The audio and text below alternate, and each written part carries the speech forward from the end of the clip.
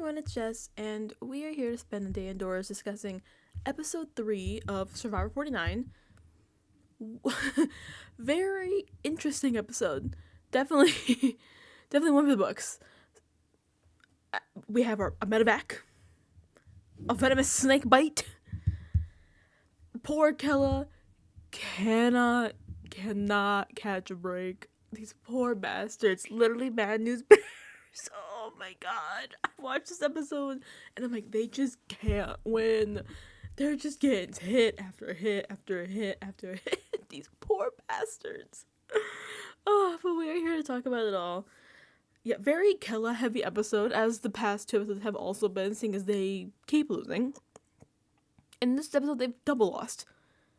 They lose immunity, you have to go to tribal. They lose Jake to a snake fucking crazy ass episode. We might as well just get into the main event of Kele of the day. The Jake medevac situation. My god. Now, they tease this in the episode coming up next week from last episode. I fully was like, they said, oh, I got bit by a snake. I was like, I've seen enough of these shows where I'm like, okay, snake bite, and they're gonna be like, it was like a fucking crab, or like, it was a little snake, whatever, a little garden snake, these shows love to start drama, like, ooh, what's gonna happen next episode? It's like it's gonna be some big thing, and it's nothing. Boy, they showed me. I was fully expecting nothing, and then I was like, oh, he got for real bit. Now, obviously, he got lucky. He got bitten by a secret, extremely venomous snake. Jeff said 10 times more venomous than a rattlesnake. I mean, it just look at that shit. It looked venomous, like the black and white. Now, he got real lucky. And it was a dry bite, so no venom. But damn. Pulled from the game. They're like, you can't go back. That was some shit. Watching that, it was terrifying because you think, stressful. You're like, did this man? I might even know he's not dead. I don't think Survivor this season would be on the air if this man died of a snake bite. But obviously, I'm assuming it's an actual. This man just got actually bit by a full venom from the snake. He did not. Dry bite. Luckiest motherfucker. Go play the lotto. Goddamn. But damn, his poor Kele is at the sweating while this man's rushing him to base camp.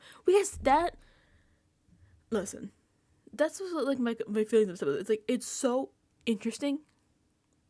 That's the best way to fascinating. The whole base camp, medical stuff. I'm like, this is crazy. But also, I can't imagine thinking you're dying of a venomous snake bite and there's a cameraman in a boom mic. I'd be like, get that shit. He was way more calm than I would have been. I would have been hysterical. Literally, when he gets bit, it's like Jeremiah and Alex are just sitting on the beach eating. And he's like, he's like, hey guys, check it out. And I think I got bit by that snake. He said it was dangerous looking fucking snake you've ever seen. And they're like, what do you mean you got bit by a snake? He's like, oh yeah. And he's just kind of I would have been hysterical. Hysterical. Especially because I know that production team was shitting their pants. I think in his exit press, he's talked about, the producers were all he was like, oh yeah, and the photographer's like, because they're probably sitting there like, this man's gonna die. What the fuck do we do? Even Alex, in his confessional, he has the Survivor Camp safety binder. I'm like, oh my god, the binder made. I didn't know it was a safety binder, and it was in the episode. Crazy. He's like, I don't want to tell him that this snake is in this binder, this shit is so venomous, this will kill your ass. And Alex is like, what do I do? He's like, I'm just trying to be calm and tell him you're good. But he's like, oh boy, this shit is so venomous. Jake stayed so calm. Like, calmer than I, like, certainly would have been. I would have been freaking the hell out. You know it was bad when they get to, like, base camp and you see the boat with him pulling up and staff are running down the docks screaming, "Is he breathing? Is it?" I was like, because I didn't know how dangerous those things. I mean, obviously I knew they were venomous, clearly. But I realized it was like one of the most venomous things out there. They're like, yay or nay, is his man alive? Pretty much on this boat. I would have, if I heard, even if I was calm, trying to be calm the whole ride, if I heard that and they're freaking out, like, "Are you breathing? Is this?" I'm like, am I gonna die for real?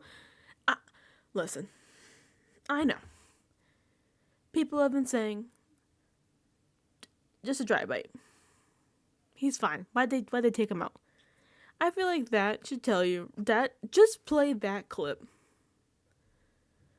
The staff running down that dock screaming, "Is he breathing? Yay or nay?" That should tell you that's. Can you imagine having to live through that? Like their yay or like thumbs up. Are you still breathing? Because they think you gotta be dead any minute now. I would be sick to my fucking stomach. I don't know how he was so calm.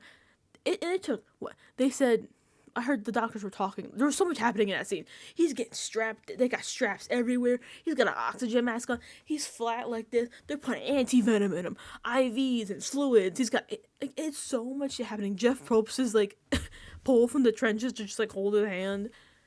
It's I can't even imagine how overstimulating and like terrifying that must have been to be like in that, like everybody's gonna be like, this man's gonna die any minute, we gotta make sure he's like breathing, doesn't drop dead while we're fucking filming Survivor. But I am not shocked they pulled him, even if it was a dry bite. I know this was like, I've seen a few people like discussions of this online, like, why did they pull him? He didn't really get bit by the venom. First of all, they didn't fucking know that for a while. They were like praying that man was still alive by the time he got to base camp. Second of all, if you haven't watched this week's Know-It-Alls, RGP Know-It-Alls, due to they had a live event in New York. Actually, I was supposed to be at that live. I wanted to go to that live event, but I didn't go. They had Omer filling in for Rob because of the live event. Omer from 42, best person you could have had on. He's a wildlife veterinarian, so he's like the expert on this damn snake. And he made a very good point of like, they think they were like, he probably had a dry bite, but they weren't for sure because he's a big guy, very, he's a bigger guy, tall, height, bulk. He could have had venom, but could have been acting at a slower pace because he's so big. It's like, if it had bit Sophie with venom versus Jake with venom, she probably would have had a reaction faster because she's a shorter, more like a petite person compared to Jake. So they were like, he's maybe got a dry bite. We don't know because he has no symptoms yet. And it's like, was like a neurotoxin, so it like stops your breathing, messes with your. I'm sure they were not gonna be like, yeah, he looks aight. We gave it antivenom, send it back. And also like the stress and anxiety, even though he seemed okay, like he wasn't wigging out like I wouldn't wig out crying. I'm like, get this shit. I would have had a fucking panic attack on panic attack. But the stress and anxiety and trauma of that of like having a near-death experience is like so hard to realize if you haven't been put in that situation. I can relate to that, kinda, in a different way. So I'll TLDR this because it's, I don't want to explain the whole, it's like TLDR. I was in a car with my mom a couple years ago. I'm in the passenger seat, she's driving. Tree falls on our car while we're driving. We got very lucky. The tree hit the front of the car. If we had been like literally like a second more on the road, like maybe like a foot, because they hit the front, like more towards the front, like bumper part of the hood. If we had been a little bit more up the road, it would have came down right on my head, and it put a hole in the front of the car. So I would not be here recording this video if we had been this much more up the road. And we were totally unscathed. My mom had like a burn from the airbag, but then we were totally like physically unscathed. But boy, were we a mess. I mean, I was in like shock for a good while, and then I had like a full like breakdown like after like an hour or so. And that was just like for me, that was like a split second of, oh my god, that could have just killed me. Literally, the tree would have came down. It came down heaviest like on the passenger side. It would have came down right on my head and just, if not killed me, severely maimed me. I can't imagine being Jake, because I think the production told him. I don't think Alex or them told him that like that was extremely venomous. Having to go take a 45 minutes to even get to the medical place, and who knows how long after until they finally realize you have a dry bite, of laying there and thinking, I am going to die. I'm actively dying. Am I gonna live to see my family again? Am I gonna live to see my child be born? Like, that had to have been so traumatizing, and for so long. Like I said, for like me, the tree came down, and then I was like, afterwards, I was like, holy crap, that could have killed me. He was sitting in that for at least probably like an hour, 2 hours, maybe even a little more than that. Who knows how long it took to medically clear him that like you're unscathed, you have no symptoms. So imagine sitting there for hours thinking, I am going to die. I am dying. They couldn't have been like, oh, you're good. Actually, you're fine. It was a dry bite, no venom. All right. Get back out there, champ. Go run that challenge. Which is another issue in and of itself. We'll get to that shit in a minute. But there is no way on God, that man would have had a breakdown. That is like, would have been like so psychologically traumatizing to him. Even though like in the people were like, he physically was okay. Ignore the fact that has only eaten coconuts and worms probably for the past 6 days they've been on the beaches of Fiji. But the trauma of just thinking, I am dying for hours until you're cleared, and then thank God they didn't. He probably would have had a fucking breakdown. I would have had a breakdown. I had a breakdown because the tree almost took me out. And that was a split second thing. And that was literally a miracle on its freaking self. People were like, maybe you know how bad the paramedics that came to the scene of the tree crash, because somebody in the drive-thru of the restaurant we were next to called them, and they were the cops that were there, they were like, yeah, I don't know if you pray, maybe you should start. You need to go hit the lotto, something like that. Was a miracle that we could totally unscathed we were. Like, literally, this much more up the beach. Yeah, guys, the tree fell me in Fiji. No, up the road. And I would be dead. A tree would have cracked my neck, crushed my skull, and I'm cooked. He got lucky. He literally was bit. It's like if the tree hit me, but it just tapped my wrist. And you're like, he got a bruise. No, he fully got bit. He just got lucky that the snake wasn't as activated to release venom. He got very, very lucky, and I fully understand why, like, psychologically, you can't just be like, all right, man, get back out there. Good luck with that challenge today, buddy. Hope you don't go to tribal. No. And he said in his, I believe it was Jeff said in like, interviews, that they even had to send Jake to, like, a hospital in Australia for, like, more observation. They couldn't just let that man go back out there and starve. Keep eating coconuts. And maybe he'll get Flint tonight. No. It makes total sense that they'll pull him from the game. I would have been like, if they had let him back out, I'm like, you're deranged. Why would you put that man back out there? I mean, they've made some decisions. Well, I'm like, you can't let that man back out on that beach. It makes total sense to me why they pulled him.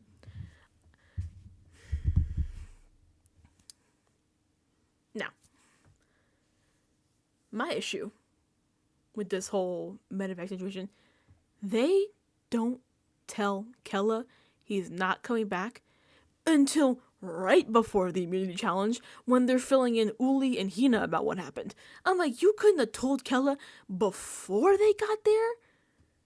I would have told them at their camp, and then like, okay, we're gonna take the boat ride there. At least they would have had him like process shit.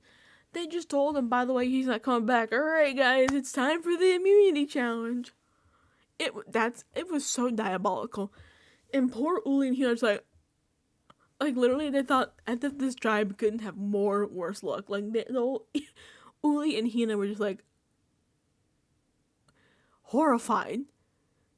Poor Kele, all of them are crying their eyes out. They're so upset because now he's not coming back. I mean, he's fine. They know he's good, but like he's not coming back. And so they're down to 3 people now. And now they still have to go run this immunity challenge, which, by the way, is a water challenge. Jake just gets bit by a venomous water snake, and they're like, alright, guys, it's the water challenge. Jeff having to be like, you guys are safe. Sea crate bites are extremely rare. We asked everybody, all the Fijian people on the staff, and nobody had ever heard of somebody getting bit by a sea crate, so there's no chance of you getting bit. Why the fuck would he say that to them? Why the fuck would he say that? If I was them, that thought wouldn't even have crossed my mind until he said that, and I'd have been like, yeah, what? My eye would start twitching. I'd be like, what do you mean? Why would you say that to me?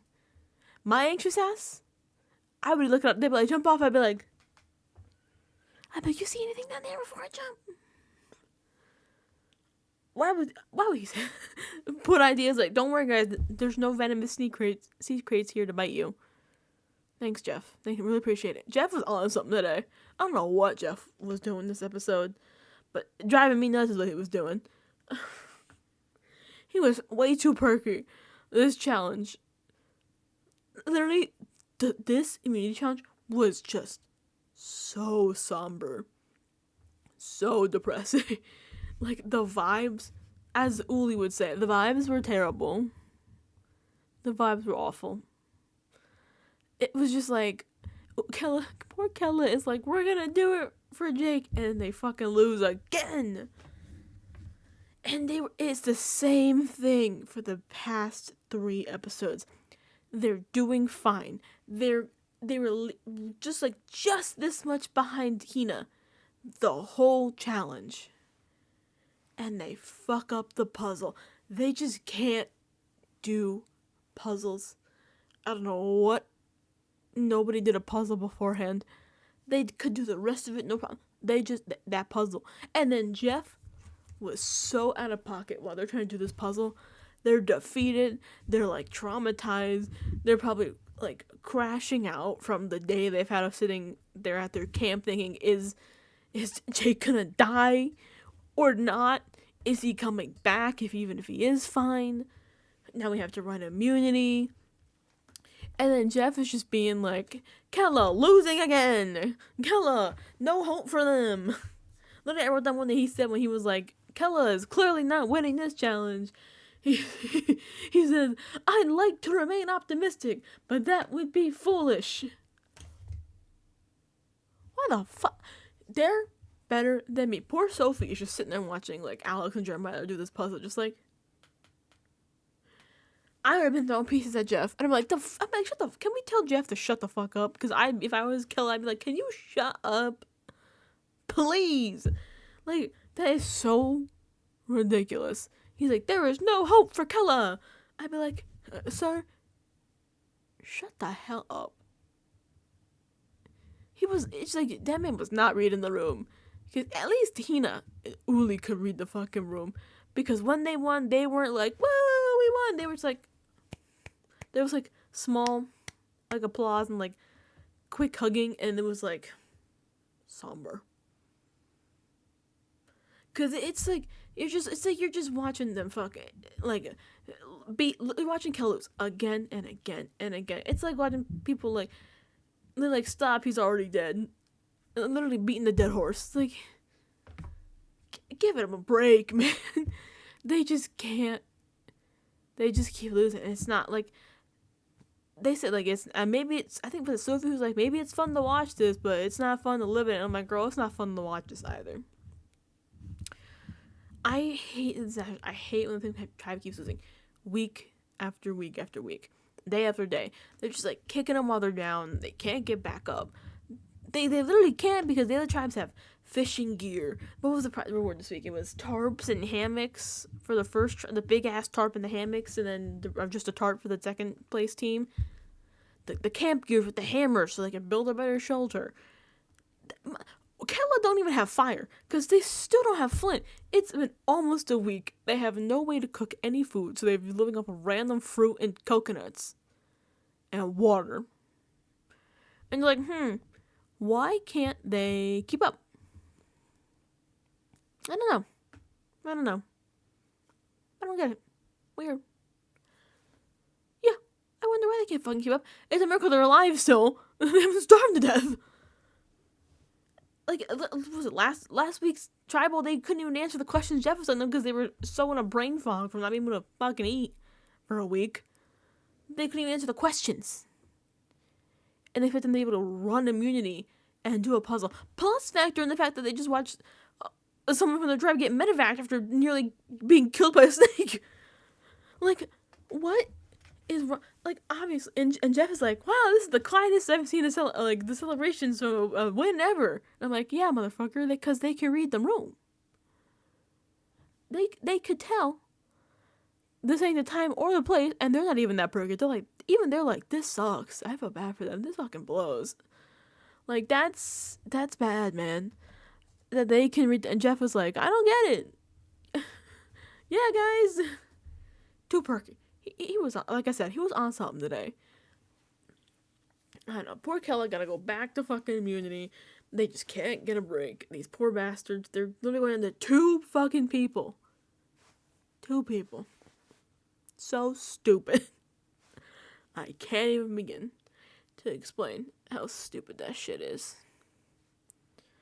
Literally just rinsing these people. Hit after hit after hit. They, like, just can't catch a break, and it's terrible. I mean, I don't know. The only, like, I guess, like, positive of this is, like, at least this week's tribal for Kele was more up in the air versus the last 2, which was, like, obviously Nicole's going, obviously Annie's going. Or, like, first week was, like, still, like, Nicole or Annie, but it wasn't as much of a toss-up. This one, at least, was more interesting. I could have seen either Alex, Jeremiah, or Sophie going this week. Ultimately, Jeremiah is the one that goes, but I would not have been shocked if it was any of the 3. With only 3 people fucking voting, it's like, options are limited. Plus, Alex had his idol. So that was a key factor of, will he play his idol? It's pretty much just like, will Alex play his idol? Yes or no? Should we risk voting out Alex with the idol? Yes or no? It all ultimately hinged on Alex and whether or not Jeremiah and Sophie would believe that he would use the idol or not. And you can tell by their votes. Jeremiah and Sophie were talking right before they left, and Jeremiah's like, he's bluffing. He's not going to use it.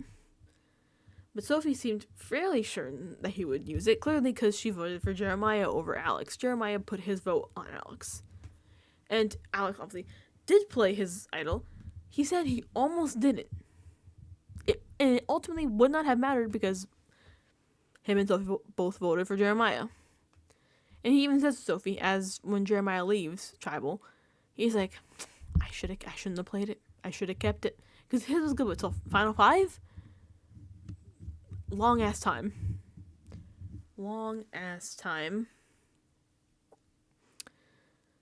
But yeah, that was more of a toss-up. I really could have seen it going anyway. I fully wasn't even sure myself if Alex was going to play it or not. It really could have gone any direction. At least he did play it, even if he was safe ultimately. It was the smarter move. Especially with so few people, it takes one. Literally, they just need 2 votes, and you're done. If Sophie hadn't just voted for Jeremiah and voted for Alex, and if he hadn't played it, he'd been done, left with idol in his pocket. And it's happened before. It's gonna happen again. But yeah, we are down. Kele is just Sophie and Alex now. Hot ass mess. But next week we do get a tribe swap. So that's a little something extra that we'll be getting. I believe they showed us like in the teaser for next week. Like you could see some people with their new colors their new tribes. And it looks like Sophie's on Hina now. I can't read the name. I think it's Joanne. Sorry, my handwriting was terrible. My God. Yeah, Joanne, Savannah, and Rizzo. Looks like they all have the Hina buffs now. They did show Matt with the Hina buff, but I don't know if that's like old or new, you know what I mean. It could have been a clip from before they did the tribe swap. I don't know. And the person and Savannah's doing not Savannah. Shannon's doing meditation. You can see she has like a Kele buff on. So I'm assuming that we're only getting 2 tribes of 7 because there's 14 people. You can't do 3 tribes because there'd be a tribe that would have 1 less person.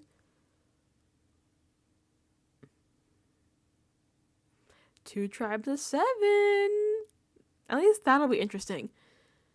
And I mean, this is great news for Alex and Sophie because they're like, thank God. And honestly, I don't see either of them getting voted out if they're on a tribe that loses again. I feel like the other tribes might feel bad for them. They're like, these poor bastards have been to the ringer. But plus the other tribes already have like locked in, like at least Uli has like a locked in 4. Hina is a little more fluid. I don't know. It's hard to, we don't get much of them. Even this episode, we only get them pretty much idol hunting. I'll get into that in a second.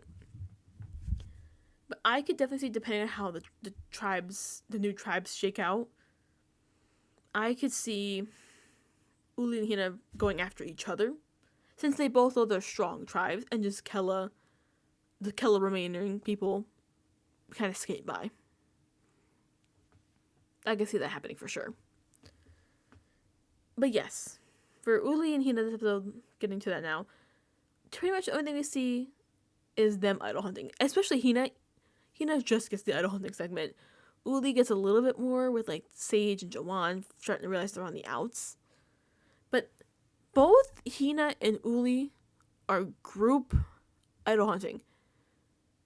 Now this is interesting because they go about it kind of differently.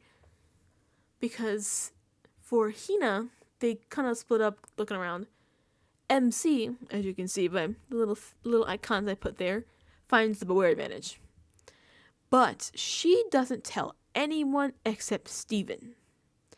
Now for Uli, when they go group hunting, Rizzo finds the beware advantage and tells everybody knows it. He reads the clue out to them all. Now, I believe this is probably the difference is because Uli goes after the immunity challenge, and Hina is prior to that, according at least to the episode standards of it. Uli was preparing us. They said that they were getting ready for the war on Hina because they're like, Kele barely held it together. They're like, clearly we're gonna be going to war with Uli with Hina soon, so we need to get something on our sides so we can start taking them out, and we'll get this idol advantage, whatever it may be. Now, so everybody on Uli knows Rizzo has this. Only Steven and MC know that MC has it because she didn't share that with the class. What's interesting to me is that with the tribe swap, I don't know how they're going to be able to get their idols, especially if, based on the Shannon having the blue Kele buff on, Hina might not even, Uli might even be able at that beach anymore. So I don't know how Rizzo's going to be able to get his, because it's the same as the Kele one, where you can only start looking for the idol once you lose immunity. So if you lose immunity and you're not at that beach anymore, are you kind of just like, SOL, shit out of luck, you can't get nothing? That kind of sucks. That quite sucks. Because then you just got this beware advantage that does absolutely nothing. I don't know. I don't know if MC is still going to be on the Hina tribe. So she might not even be able to get that if she moves to Kele. If that's the tribe she ends up on. She's also going to have a fucking advantage that doesn't anything. So I don't know what they're going to do with that. That kind of was like a bummer for them. But who knows? Truly, who knows? Now, the only other thing we get that's not Kele this episode is Uli. Like I mentioned, with Jawan and Sage starting to piece together that maybe they're kind of starting to on the outs here. They're like noticing people are talking. The other four are talking to each other a lot more. They're like staying like back a little bit more. People aren't saying names to Jawan or Sage. We're still like, does that mean it's me? If you're not giving me a name, am I in trouble? And I'm glad they're piecing that together. That's very smart of them. They're actually disclosing that with each other. Problem is, Sage goes to Shannon and decides to take the risk of running Savannah and Rizzo's names to her. How they've been talking a lot, they seem to be getting close, are like they're going off with each other to talk, like things like that. Pretty much insinuating that they're up to something. Because Shannon runs this back to Savannah, who's not happy. I don't know why she runs this to Savannah. Shannon, there's so many S names. I apologize. I wanted to say Shannon so bad, but it was Savannah. Shannon, I think, probably shouldn't have said anything. Because you could have been like, oh yeah, Sage, like, I noticed that too. Yeah, that's so weird. And just kept Sage in your back pocket. But now you're running it to Savannah, so if Savannah finds out and says something to Sage eventually, Sage is going to be like, the fuck, why would Shannon tell her I said that? You don't want your information getting back to the person. It would be good to have in your back pocket, especially because they're not losing like challenges. So they haven't caught trouble at all, clearly, because poor Kele's getting kicked over and over again. So it's not like she's in any... Savannah's would not be in any danger. But she could have kept it in her back pocket, and just, like, if they did lose tribal, could have been like, hey, Savannah, Sage told me this. So I guess it could also backfire in terms of like, oh, why have you been sitting on this information you didn't tell me right away? How long have you known that Sage was coming after me? So yeah, I guess that could have gone back as well. Like, why didn't you tell me sooner? I guess that could have been... Yeah, see, that's a tough situation. But it's good to at least have numbers outside of that 4. Just in case, because you never know. Like, what if, like, say they had gone to tribal. Let's say Sage is out. And Jawan has found the advantage and got the idol. Actually, let me flip that. Jawan out, Sage has the idol. Now they know they can't vote out Sage. Now they're looking within the 4. But you at least have a number in Sage, a vote to keep you. Versus, oh, I don't have a relationship with Sage. I don't have a working game connection with her. What the hell is she going to do? Is she going to put a vote on me like other people in the group are going to? Oh, maybe she even put the idol on me. It's good to have outside connections. That's why I don't know if she should have ran that information back to Savannah. I don't know if that was the smartest move. I mean, at least it shows like to Savannah that you trust her enough and like that you're on her side by telling her the information. But I don't know how it helps Shannon's game. I don't know. Like, well, at least I don't know. It's kind of tough. It's really hard to say what to do in those situations because it really depends. I don't know. They might not even be on the same tribe anymore. So really, who knows what's gonna happen with that information now? They may end up on different tribes, and the shit don't matter. Honestly, that is interesting because the tribe swap a lot. The 4s and 4s are gonna be broken up, most likely. You never know, though. You never know. I don't know. We didn't really get to see. I mean, we at least know. Actually, we know at least Savannah and Riz. Because I wrote it down. The commercials, not the commercial. The next week's teaser.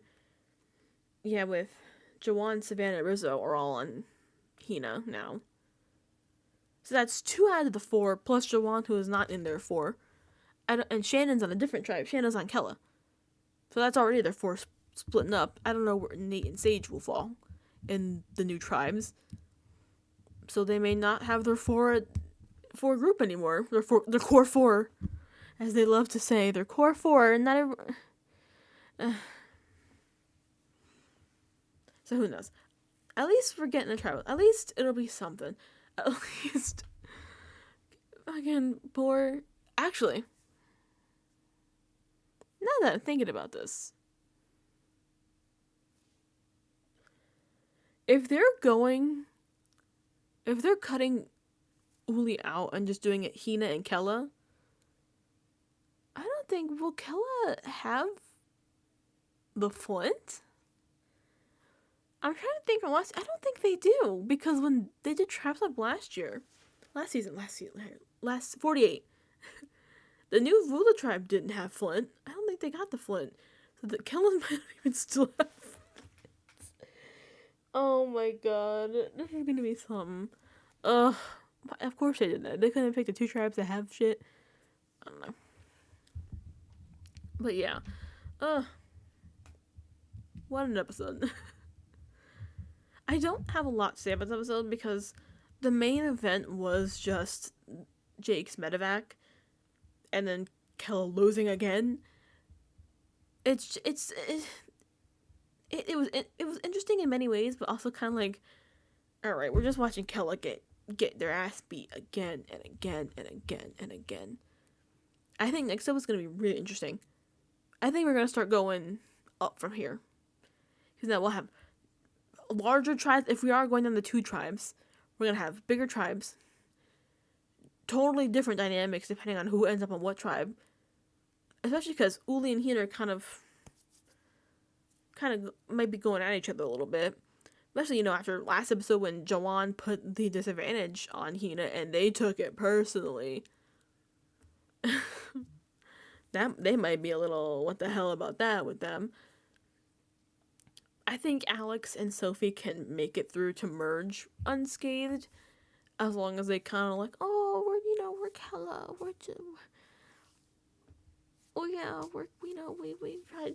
Maybe people can they get by on pity, making people feel bad for them, and be like, yeah, my whole tribe got rinsed. Don't roll me out in this new tribe swap. You never know. I could see both of them making merge. That wouldn't surprise me. Especially if Hina and Uli are depending on how many Uli and Hina end up on each tribe, I could definitely see them start looking at each other. That wouldn't shock me. Hopefully these new tribes are a good mix. And it's not like, remember 47 when they did the tribe swaps? Oh no, it wasn't tribe swap. It was like a split tribal. It's one of two groups, and it was all of Tuku and Rachel. And Rachel was like, well, but she was able to get out when it was safety. Was it safety without power? When she was able to walk. Is that what it is? Yeah, when she just walked out of tribal. Hopefully it's a good mix, not just like a whole tribe and then one person from this other tribe, and you're like, well, das Boot, get out. Yeah, I'm looking forward to next episode. This episode was like fascinating, I guess is the best way to describe this episode. It was stressful, it was fascinating. I don't know if it was exciting at some moments, but ultimately it was kind of just like, damn, we're just watching these people get beat after beat after beat, and poor Jeremiah has to go. Rough, really rough few weeks for Kele. Hopefully they can do a lot better. Alex and Sophie have better luck with their new tribes. I really hope. I don't know. Would it be good if they end up in the same tribe together? I don't know. I just want to see how these tribes shake out. I think this is going to be really interesting once we get new tribes. I'm going to have to redo my whole graphic. Oh boy. Well, yeah. I think we're in for an interesting episode next week. Definitely for sure. I'm very curious to see how the new tribes are going to be laid out and what the dynamics are going to be. And hopefully, better luck for Kele. These poor bastards. I don't know how much more they could take. Oh, they just have like the worst luck. Literally like bad news bears. These poor bastards. It's not fun. It's not fun watching the same people. I hate a steamroll. I really do. It sucks to see people just keep losing again and again and again, because it's just like, alright, great, and it's nothing new. You're just watching, like, you just feel bad for these people, because they're just getting their ass handed to them. They're probably not having fun, clearly, Sophie, I don't know how Sophie just looked so down during that whole puzzle. She was just like sitting there like